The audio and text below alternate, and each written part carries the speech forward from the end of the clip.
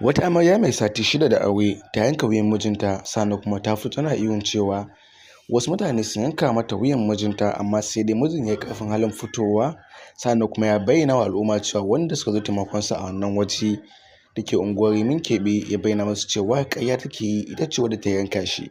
Shi da kanshi ya bayyana hakan kafin rasuwar wannan mijin nata. Inna lillahi wa inna ilaihi raji'un. A ranar Lahadi ne dai, wato 14 da watan Jun, muka tashi da wani mummunan labari game da wani abu wanda ya faru a unguwar Rimin Kebe. Kamar yadda gidajen labarai da dama suka rawaito wannan labari, za mu iya bayyana cewa Raliya ma sun kawo wannan labari, suka bayyana cewa wata sabuwa amarya ta yi wa mijinta yankan rago a Kano. Lamarin wanda ya auku a jiya Lahadi, unguwar Rimin Kebe da ke ƙaramar hukumar Ungwaggo a jihar Kano.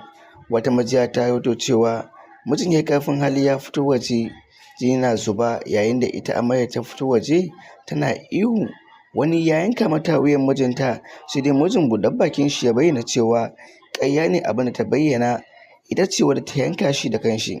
An bayyana sunan amarya a matsayin Hadiza Sa'adu, yayin da shi kuma marigayin wato angon an bayyana shi da suna Adamu Abdullahi.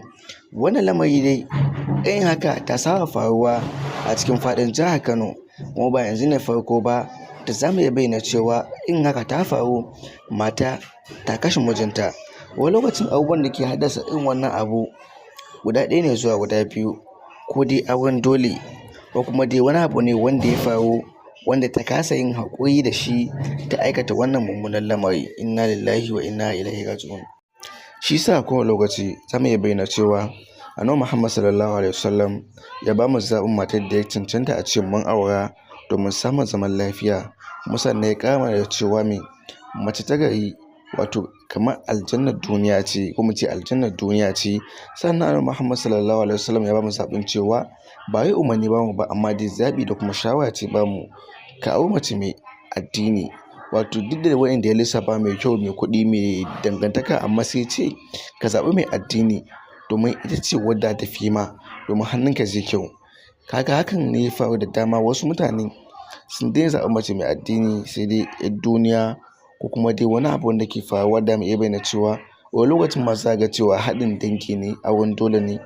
Dudu auren sati 6 da yin shi, dudu sati 6, amma ta iya ɗaukar wuƙa ta yanka wuyan mijinta, suka ce ta wani samu rago, wanda za mu iya bayyana cewa wataƙila ko a gidansu ba fiye samun ta da kai, wataƙila ko kaza ba ta iya yankawa ba, amma ta iya ɗaukar wuƙa ta yanka mijinta wanda ya gina mata gida, ya kawo akwatin lefe, sannan ya biya sadaki, sannan ya ba da abin da ake buƙata, sannan aka ɗaura aure. Bayan gwagwarmayar da ya ta tsawon shekaru domin ya ga cewa ya mallaki gidansa, sannan kuma ya ga cewa ya mallaki matar da zai aura, ashe neman mutuwarsa yake shi da kanshi. Daga ƙarshe dai wannan ango ya gama gidan gaskiya, ita kuma amarya na hannun hukuma domin jin dukkanin abubuwan da ya faru da kuma sanadiyyar da sa ta mai wannan aika-aika.